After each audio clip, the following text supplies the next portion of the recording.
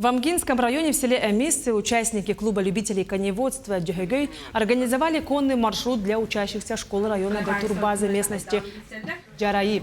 В этом году исполнится 30 лет с момента создания маршрута Элиятир-Хогун, основанного Николаем Уваровым. Клуб любителей коневодства был организован при поддержке Фонда президентских грантов России в 2022 году. За эти годы участники проекта ознакомились с профессией коневода, создали электронную карту пастбища и сенокосных угодий, встречались с опытными коневодами, ремонтировали изгороди, помогали на сенокосе и субботниках.